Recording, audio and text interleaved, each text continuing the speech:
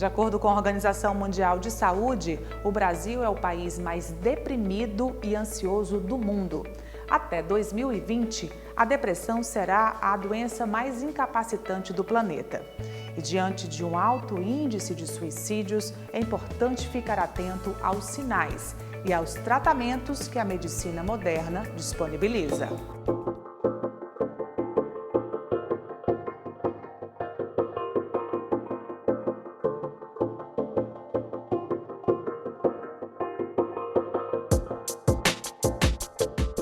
E eu recebo agora o doutor Anchieta Maciel, psiquiatra, aqui no nosso check-up. Tudo bom, doutor? Tudo bem, Natália. Prazer ter sua participação aqui no check-up para falar sobre essa doença, né? Que muitos dizem que é a doença da alma. Doença essa que tem tirado a vida de tantas pessoas. A gente tem verificado algo assustador no nosso meio, né? No nosso dia a dia. Pessoas que simplesmente desistem de viver, pessoas que se deixam levar por esse sentimento de tristeza. E eu queria te perguntar, começando, como é que está esse quadro de depressão aqui no teu dia a dia aqui no consultório? A depressão, diferentemente da chikungunya, Natália, ela acontece no mundo todo com a mesma prevalência, com a mesma incidência. Tanto não tem estado social, religião, cor ou país, ser do primeiro, segundo ou terceiro mundo. Ela é uma doença que atinge a humanidade como um todo, não é? Num percentual, a prevalência muito alta, chegando de 8% a 10% da população mundial terá algum dia um episódio depressivo ou uma depressão maior. E dentro dessa evolução da depressão existe o suicídio, que às vezes as pessoas acham que não é importante, não é doença. E a depressão levando ao suicídio, você pode cuidar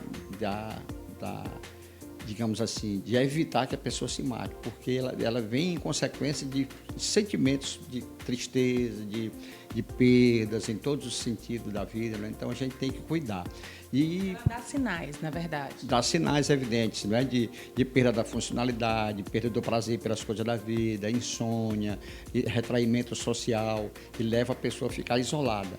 E o pensamento ruminativo negativo leva a pessoa a sofrer tanto que prefere morrer do que ficar com aquele sofrimento do dia a dia no seu universo. Então é importante que a população tenha a certeza e tenha o olhar mais crítico em relação a dar valor a uma pessoa que está triste. Procurar o profissional de saúde, o psiquiatra, o clínico, o médico, o psicólogo, qualquer pessoa que seja da área de saúde, que detecte que ele precisa fazer um acompanhamento.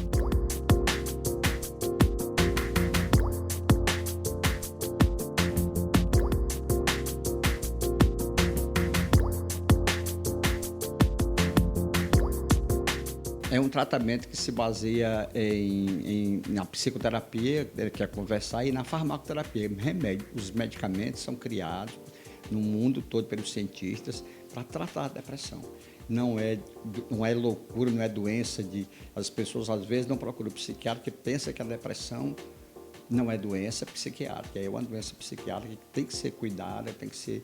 Um trabalho é feito junto com o paciente e com a família, com os amigos, com as pessoas do trabalho. Então, um conjunto de situações em que se abordado com correção, evita que a pessoa se mate. Doutor, são vários gatilhos aí, né? São vários motivos. Pessoas na terceira idade, pessoas que se aposentam, ficam sem ter muito o que fazer.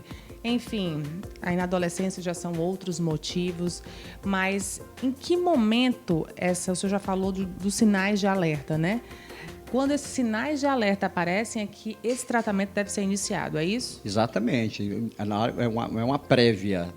Você previne um episódio depressivo que pode levar ao suicídio se você abordar essa pessoa, se alguém da família ou ele mesmo se dispor a procurar ajuda médica, ou ajuda psicológica, ou ajuda de qualquer forma que seja, contanto que seja até religiosa, que funciona muito bem também, para poder buscar a melhora da sua qualidade de vida, você ter mais prazer em estar sentindo a vida, deixar por menos as situações negativas que por acaso esteja ruminando, esteja apresentando no seu dia a dia.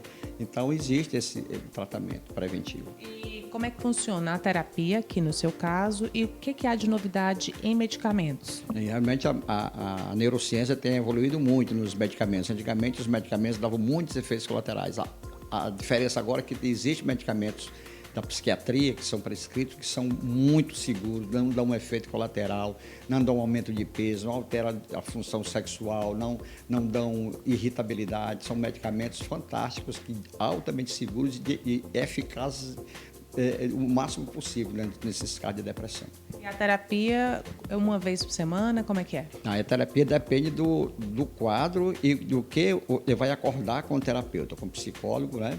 Ver se as sessões serão semanais ou serão quinzenais, depende de cada caso. Cada um acerta com o seu psicólogo, com o seu terapeuta, a quantidade de sessões que falar semanalmente.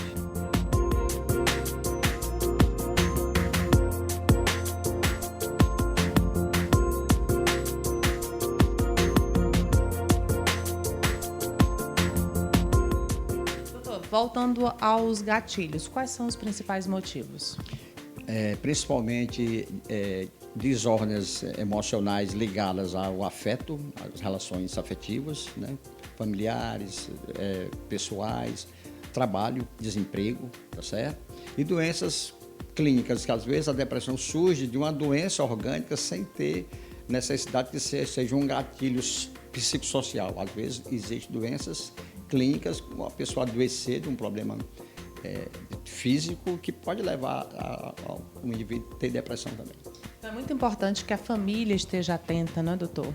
Porque as pessoas hoje estão muito ocupadas, né? Tem muitas atividades. Hoje é muito difícil uma mãe olhar no olho do filho, né? As pessoas estão cada vez mais distantes, mais com a agenda muito ocupada. Então esse olhar do familiar, esse olhar do cônjuge, esse olhar de quem está próximo, essa mão estendida, ela faz toda a diferença, né? Exatamente, Natália. É preciso que o menor sinal de mudança de hábito, de rotina do dia a dia da pessoa, do indivíduo, do homem, da mulher, do rapaz, da menina, tem que tomar uma providência, tem que chegar, conversar, dialogar e tentar descobrir o que está acontecendo e procurar ajuda. Nós não pode passar a mão em cima e achar que não vale nada, que está querendo aparecer, que não tem nada disso, e tem sim. Às vezes a pessoa, o depressivo, às vezes, ele não diz o que sente, mas as pessoas em volta notam que a mudança do comportamento dele está diferente do que ele vinha. Então a gente tem que buscar sempre o motivo, a causa disso aí e procurar ajuda. E lembrar que sempre a vida é valiosa, né, doutor? A vida é um dom de Deus, como o senhor falou dessa parte religiosa também, que eu creio que é muito importante. As pessoas têm que ter, né, algo para acreditar, têm que ter a crença, têm que ter fé e saber que dificuldade todo mundo passa, problema todo mundo passa, mas Jesus sofreu mais que todo mundo e suportou. Então, nós vamos suportar também. Claro, falando que Jesus não existe igual. Todos nós temos que acreditar nele. Nós temos que ter a parte... Eu sou médico, né?